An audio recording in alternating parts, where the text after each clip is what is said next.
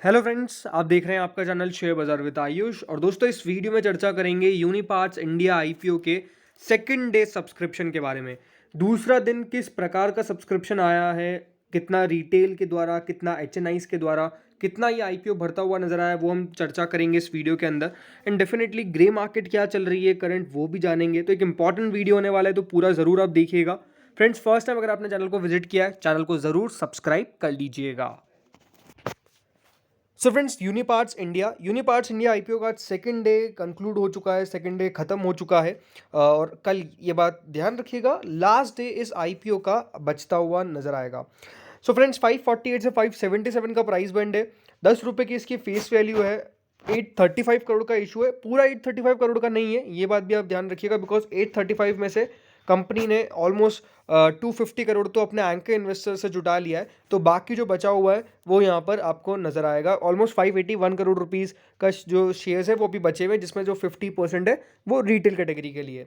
BSE NSE दोनों पर list होगा। 25 का दोस्तों लॉट साइज रहने वाला है। और आईपीओ जब आपको अप्लाई भी करना है तो याद रखिएगा, कट ऑफ प्राइस पे आपको अप्लाई करना है। बिकॉज आईपीओ फुल्ली सब्सक्राइब जब हो जाता है तो आपको सिर्फ अपर प्राइस बैंड पे मिलता है। तो ऐसा नहीं कि आपको 548 पे इशू में पैसा लगाना है, 577 के प्राइस बैंड पे ही।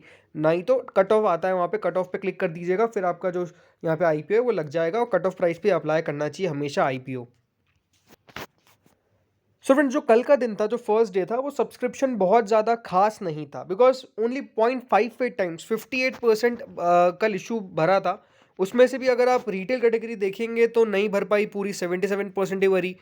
एनआईएस कैटेगरी जो एचएनआईज होते हैं वो भी 90% ही भरते हुए नजर आए। क्यूआईबीज ने तो कल पैसा ही नहीं डाला। तो कल कह सकते हैं फर्स्ट डे काफ़ी फीका फीका यहाँ पे सब्सक्रिप्शन नज़र आया। बिकॉज कोई सी भी कैटेगरी जो थी वो पूरा नहीं भर पाई। रिटेल भी नहीं भर पाई, नॉन इंस्टीट्यूशन इन्वेस्टर्स वाली भी नहीं भर पाई, क्यूआईबीज वाली भी नहीं भर पाई। तो पैसा नहीं आया था कल। और कुल मिला के इशू ओनली 58% सब्सक्राइब हुआ था। बट आज सेकंड डे क्या हुआ है, तो फ्रेंड्स आज सेकंड डे जो फर्स्ट कैटेगरी है क्यूआईबीज की, वो पूरी नहीं भरी है बट पैसा आया है। क्योंकि कल तो बिल्कुल भी पैसा नहीं आया था। आज 0.97 टाइम्स उनके द्वारा सब्सक्राइब किया गया है। ये है कि क्यूआईबीज हमेशा लास्ट डे लगाते हैं, थर्ड डे लगाएंगे कल पैसा। तो कल इंपॉर्टेंट है जो फिगर आएगा।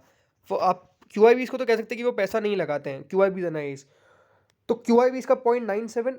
अब आते हैं नॉन इंस्टीट्यूशनल बायर्स पे। तो नॉन इंस्टीट्यूशनल बायर्स ने सेकेंड डे 3.41 टाइम्स इस इशू को भर दिया है।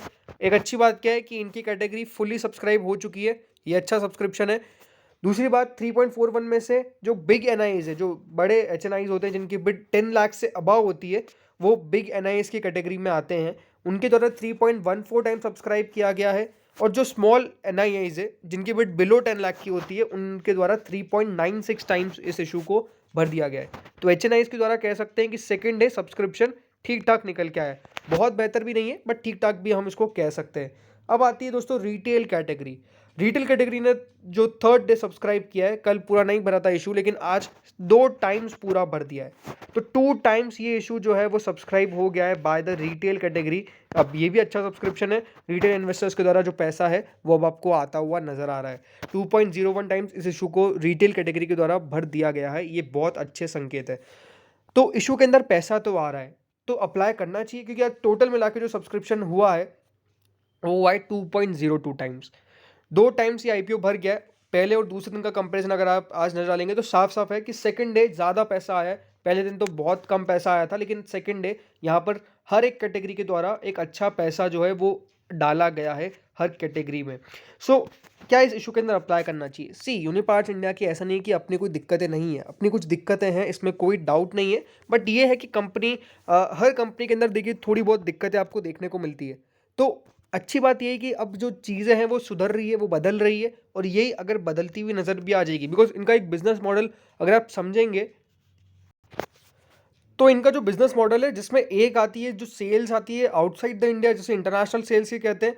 दूसरा है कि एक लोकल डिलीवरीज, जो ग्लोबल बिजनेस मॉडल की मैं बात कर रहा हूँ, लोकल डिलीवरीज आती है जिसमें कंपनी जो है वो ड्यूअल शोर मैन्युफैक्चरिंग करती है फैसिलिटीज इंडिया, यूनाइटेड स्टेट्स और रिस्पेक्टिव डोमेस्टिक मार्केट्स के अंदर। तीसरा आता है एक्सपोर्ट सेल्स, जो इंडियन लोकेशन से आती है और डायरेक्टली जाती है ओवरसीज कस्टमर्स तक, जिसे डायरेक्ट एक्सपोर्ट कहते हैं। और जो चौथा है वो है sales from the warehouse facilities, जिसमें रेस्पेक्टिव डोमेस्टिक मार्केट के अंदर कंपनी की वेयर हाउस सेल्स जाती है। तो इस प्रकार से कंपनी के पूरे 4 बिजनेस मॉडल है, ग्लोबल बिजनेस मॉडल। तो ये चारों में से भी अगर एक बहुत बेहतर कर जाएगा तो वो बढ़िया है। हाँ, ये ज़रूर है कि हमेशा एक रहेगा कि अगर कोई एक खराब कर जाए, बट उसके चांसेस क्योंकि नज़र ज़्यादा नहीं आते, बिकॉज़ अगर आप कंपनी को लगातार देखेंगे तो growth on the revenue side हाँ, बहुत बेहतर भी नहीं रही है। बिकॉज़ 1062 करोड़ से कंपनी 938 करोड़ पे आई, फिर 947 करोड़ पे आई, अब जाके 1230 करोड़ पे आई है। लेकिन मुनाफा अगर आप देखेंगे तो ना कॉन्स्टेंटली बढ़ता जा रहा है। 69 से 62 इस साल को अगर आप हटा दें तो फिर 93 और 166 करोड़ तक पहुंचा।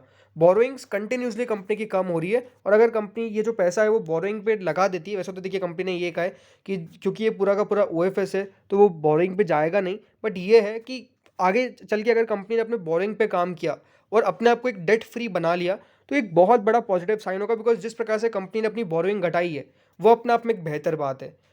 पूरा ओएफएस कारण होने के कारण ये दिक्कत आती है कि कंपनी का जो पैसा है वो किस ढंग से कंपनी आगे जो जो शेयर होल्डर्स है, बिकॉज वो तो अपना खुद का शेयर्स बेच रहे हैं, बट आगे अगर कंपनी फ्रेश इशू लेके आती है तो ये एक अच्छा संकेत होता है कि कंपनी अपने डेट पे काम कर सकती है। बहुत सारी कंपनीज ने अपना आईपीओ लाके अपने आप को डेट फ्री कर दिया तो मार्केट में उनको एक ग्रीन फ्लैग मिल जाता है कि एक डेट फ्री कंपनी है ये। तो ये अपने आप में एक अच्छी बात होती है। तो ये चीज़ें हैं जो कुछ समझनी पड़ती है, बट ओवरऑल हाँ, अभी भी मेरी सलाह क्या है, मेरी सलाह ये है कि फ्रॉम मिनिमम लिस्टिंग गेन, ये याद रखिएगा सिर्फ मेरी सलाह है, मेरा खुद का पर्सनल ओपिनियन है। डिस्क्लेमर आपको यही है कि आप अपने फाइनेंशियल एडवाइजर से ज़रूर पूछें।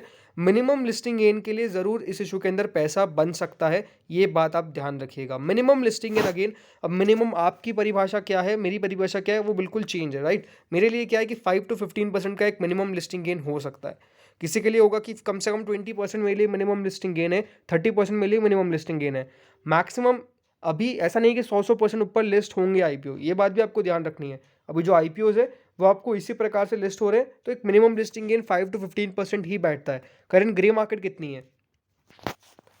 जो करंट ग्रे मार्केट है वो है 66 रुपीज़। अब ये एक और थोड़ा सा नेगेटिव साइन है, क्या है कि ग्रे मार्केट कंटिन्यूसली गिर रही है। आज 66 रुपीज़ हो गई है, सुबह 72 चल रही थी। एंड जो 3 दिन 4 दिन पहले तक सब्जेक्ट टू रेट 2500 थे, आज 950 पे ही आ चुके हैं। यानी प्रॉफिट जो है वो ऑलमोस्ट दोस्तों इस बार आपको 10 से 11% के बीच का दिखा रहा है। लिस्टिंग गेन कितना होगा? लिस्टिंग गेन होगा 11.44% अगर इसी हिसाब से आईपीओ लिस्ट हो जाता है, जो 643 पे दिखा रहा है। तो ग्रे मार्केट भी थोड़ा सा यहाँ पर कह सकते हैं कि अच्छी नहीं नज़र आ रही है, इसमें भी कोई डाउट नहीं है, बट ये है कि चीज़ें सुधर सकती है अगर सब्सक्रिप्शन बढ़िया निकल के आ जाए। 1257 पे लास्ट ग्रे मार्केट अपडेट हुआ था। अब देखना पड़ेगा कि देखिए नया अपडेट कब निकल के आएगा आफ्टर द सब्सक्रिप्शन। ये चांस है कि वापस से 70 के पार चली जाएगी ग्रे मार्केट, बट यही है कि सब्सक्रिप्शन बढ़िया आ जाएगा तो और बढ़ने के चांसेस है। बिकॉज कंपनी देखिए 577 पे अपना आईपीओ लेके आई, तो थोड़ा मार्केट जो है वो डेफिनेटली बहुत पैसा नहीं बन सकता इस प्राइस बैंड पे, बट ठीक है जितना भी बन जाए वो अच्छा ही रहेगा। तो फ्रेंड्स इस वीडियो में इतना ही था। होप सो वीडियो बढ़िया लगा होगा। अगर लगा तो लाइक कर देना, चैनल से पहली बार जुड़े चैनल को सब्सक्राइब कर देना। Thank you friends for watching this video.